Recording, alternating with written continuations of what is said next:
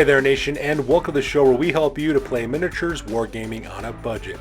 It is I, Commander Cheapskate, and welcome to another episode of Cheap Shots, our series dedicated to providing tips, tricks, and techniques to help you save buckets of money in the wargaming hobby. And on today's episode, we will show you how to paint the corpse grinder cults for your games of Necromunda cheaply and more importantly quickly.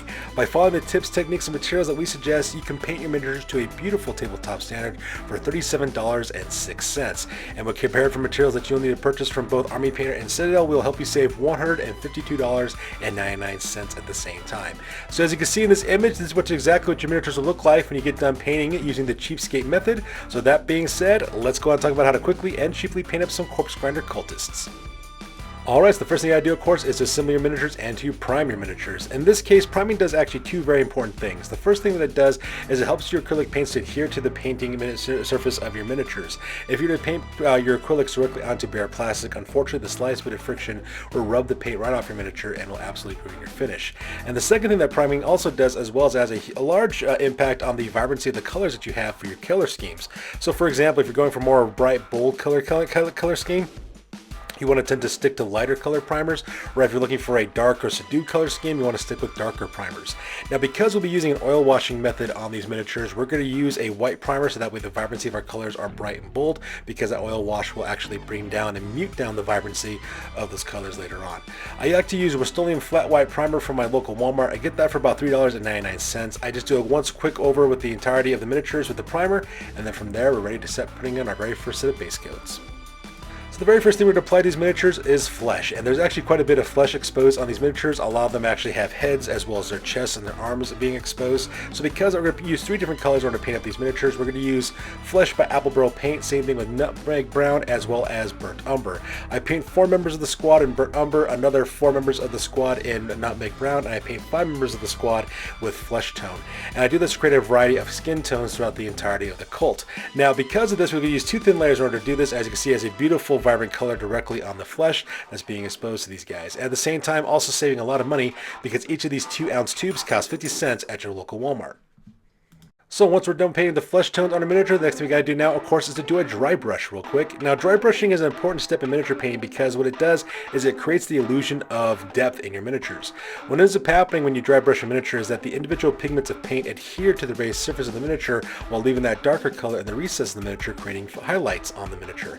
And this creates that illusion of three-dimensionality as well as depth on your miniatures as well. Now, for the ones that we painted in flesh by Apple Barrel paint, we're gonna dry brush those miniatures in Delta Serum Coat Peaches and Cream. You can get this at your local Walmart, Hobby Lobby for about 65 cents. It's a beautiful pale flesh color. As you can see, it creates a lot of three-dimensionality, catches the individual raising of the muscles while leaving that darker base color in the recesses. We're going to use flesh by Apple Barrel paint for the miniatures that we painted in nutmeg brown to create that look. And for the ones that we did in burnt umber, we're going to pick those guys out with some territorial beige. Now, the territorial beige also costs 50 cents at your local Walmart. Now with these corpse grinders, we're going to do something a little bit differently with these corpse grinders, and the reason why we're going to do something different with these guys is because we're not going to paint them up like you traditionally see corpse grinder cultists. A lot of corpse grinder cult paint jobs I see out there are very much dark. They're also very red. They have a lot of metallics and all kinds of different stuff. They're really dark and grimy looking. Well, I didn't want to create that look for my corpse grinder cult for 2 reasons. The first reason why I wanted to make these guys look a little bit different is so that way that they're unique. I don't want to make my same paint job like everybody else's. I want to make mine a little bit different than everyone else. That way mine's more eye-catching, so I decided to go the different route. And the second thing I want to do, of course, is I'm going to paint these guys a different color because I'm going to make them match the Mercator Pallidus corpse harvesting delegation from Forge World. And the reason why I'm going to do that is because, technically speaking, a corpse grinder cult is made up of Corpse Guild employees that went kind of insane, and they actually started worshiping chaos powers, and they became the cult that they are. So I want to make it look like these guys are just freshly created cultists, that maybe they're still working for the Corpse Guild still in their day jobs, and at night they're actually running around the inner hive causing all kinds of problems. So I'm going to actually make these guys look like they're working still for the Corpse Guild. That way I can use these miniatures as both a corpse grinder cult gang as well as a Corpse Guild outcast gang as well if I want to as well. Now for their trousers that we're going to have for these guys, we're going to paint them the same color, which is called Tuscan Teal. It's made by Apple Barrel paint. It costs 50 cents for that color. As for the sleeves that these guys are carrying around on their the surgical gloves they're carrying, we're going to pick those out 2 thin layers of Laguna by Apple Barrel paint. That costs 50 cents at your local Walmart. And we're going to put 2 thin coats of that on their gloves as well as a Tuscan Teal on their pants. And that way they kind of match up with the the Mercator Pallidus corp harvesting delegation to take a look at their working in a meat packing plant. These are kind of like jumpsuit type of gear that they would wear with surgical gloves while they're handling the meat, so that way they don't get infected with any diseases or contaminate the corpses that they're dealing with. And as you can see in this photo, we do exactly the same thing with the teal color on their trousers. We're using Tuscan teal with Apple paint, costs 50 cents. And at the same time, these guys look like they're still kind of in uniform, even though they're kind of bare-chested for the most part. And like I said before, the reason why I did this to make it look like these guys are newly corrupted corpse grinders, so that way I can still use these guys as either corpse grinders or as a corpse guild outcast gang if I choose to do so at a later time.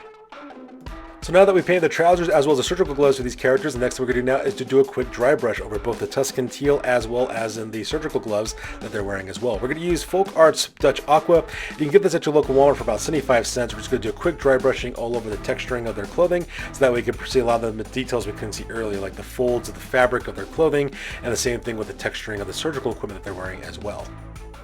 Now, the next color we're going to use is Pale Gray by Folk Art, costs about 75 cents at your local Walmart, and we're going to use this for all the aprons that these guys are wearing as well. So a lot of these guys are wearing aprons. They also got these weird kind of collar pieces where their apron would normally be attached to on their shoulders. We're also going to use it to paint the weapon casings of all the guns that these guys are carrying, as well as their melee weapons as well. And the reason why is because the Corpse Grinder cults, the weapons and the equipment that they use are primarily from the Corpse Guild. These are tools that they would use to process the corpses that they have to make into corpse starch. So because of that, the way I like to think of it is that these things would actually be considered like surgical tools and kind of like medical tools, kind of like a butcher shop tools as well. And as weird as it may sound, the aprons as well as the tools used in hospitals and butcher shops and meat packing plants, they're all white. And the reason why I think that's the case is so that way you can sterilize those materials with bleach and you don't have to worry about taking out any color on that because it's already white already. And that's exactly what we decided to use. Now, and traditionally you would normally use white colored paint, but the problem is that white colored paint is very transparent. A lot of colors that kind of bleed through the coats of white paint that you put on a miniature. That's what makes it so difficult to use. And that's why I like using Pale Gray by Folk Art, because it's almost white, but it's also very opaque and it actually covers up those colors quite nicely. So once you get two thin layers on that, the next thing we're going to start working on are the leather goods.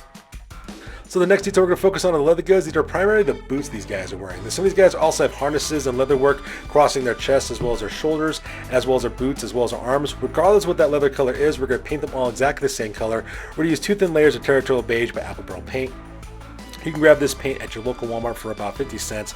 We're going to put two thin layers directly on top of the leather goods as well. And once we're done with that detail, time for us to move on to the next one.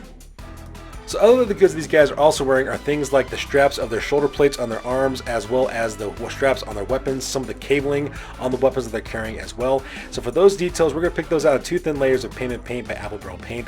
Pavement Paint is actually a very dark gray, almost black, but the beautiful thing about Pavement Paint is it has a little bit of a grit texture to it, so that way when you dry brush those things, it actually shows up better when you dry brush it.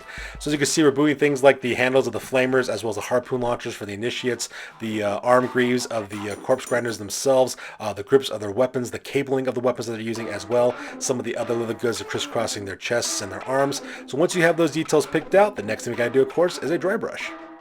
So we're going to dry brush all the parts that we did in Pavement with Pale Gray by Folk Art, and as you can see before, we can see all the beautiful detailing, especially on the cabling on the rotary flensing saws that these guys are carrying. Same thing with the grips of their weapons, the leather goods that they have along the weapons as well as the leather goods on their arm greaves as well as their armor. And once we get those details taken care of, we can move on to the next one, but it comes to all the bone materials.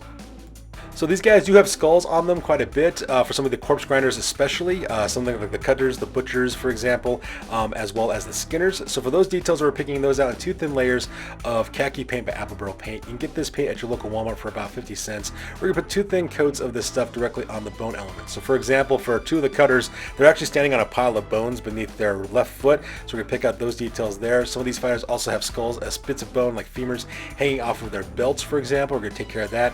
Same thing with the fight on the right hand side with the skull mask, as well as the skulls hanging from his chest rig. We're going to pick out those details, as well as the guy in the center with the corpse grinder cult icon on his back, as well as the skeletal features that he has on his helmet, as well as on the mask that he's wearing too. We're going to pick out those two thin layers in khaki paint, and then we're going to concentrate next on that corpse grinder cult icon that fighter has on his back.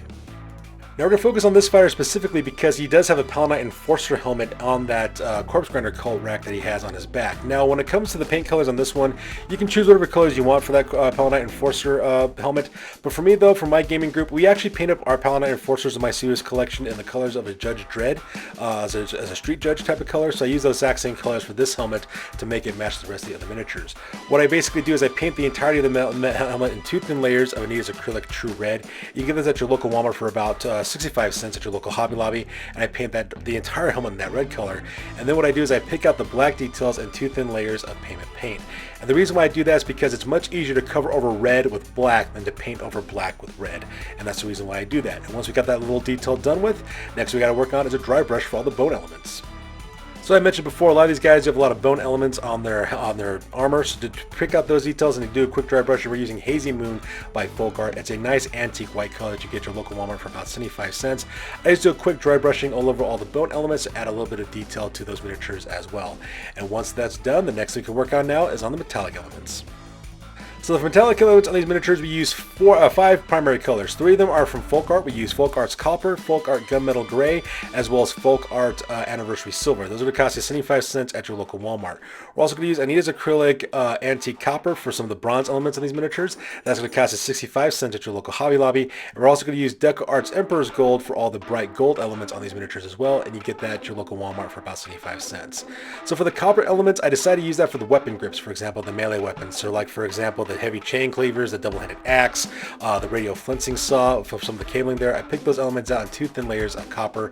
Same thing with like the heavy flamer. The guy is also carrying the gas tank for the harpoon launcher, elements like that. For the gunmetal gray, I use that for all the weapons, for example, the blades of the weapons they're carrying, as well as the individual pieces of chain that are hanging off these guys as well. And oddly enough, for the weapons like the auto guns and the stub guns and the hand flamers and stuff, I actually use antique copper for that color.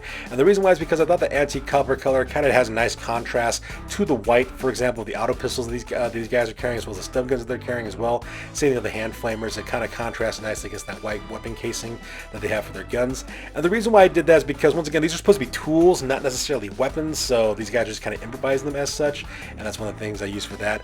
I also used Anniversary Silver by Folk Art. Now, Anniversary Silver is kind of like a bluish steel kind of color is what it looks like. And I use this as an accent color for things like the headdresses for the initiates, for example, some of the tubing and the copper wiring, and the wiring for some of the weapons that they're carrying as well as some of the armor that they have for armor panels.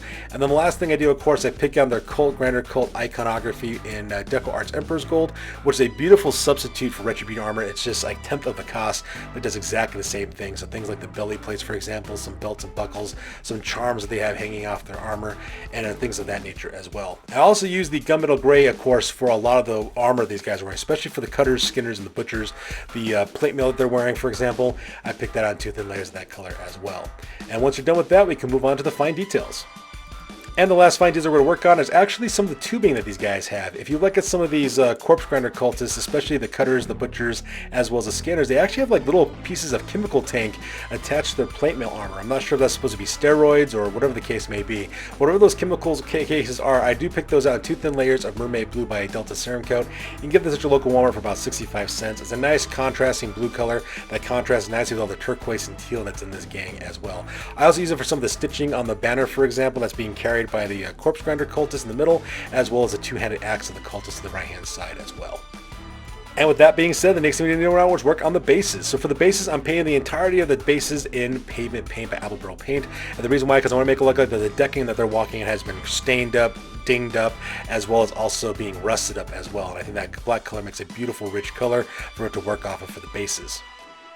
From there, I then dry brush the bases in Tropic Orange. It's also a color made by Apple Barrel Paint. You can get this at your local Walmart for about 50 cents, and I use this color to dry brush all over the bases to create a rusted look.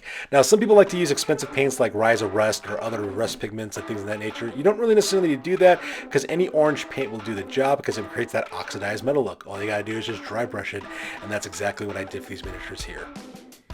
And once again, I dry brush those bases one more time in Anniversary Silver by Folk Art. Like I said, it's a nice bright silver color, and I do this all over the entirety of the bases as well to make it look like not only are these bases rusted and chemically contaminated and stuff, but at the same time it looks like they've been dinged, have been chipped, or been scraped by things, so that way expose some of the fresh metal underneath to make it look like it's been really weathered and worn. And once we get done with that final dry brushing, the next thing we need to do now is an oil wash. So the next step is to do an oil wash, because we are doing a quick paint method on this one. And usually when people use an oil wash, they like to use Army Painter Strong Tone in order to do this, and that's perfectly fine. Army Painter Strong Tone is a beautiful product.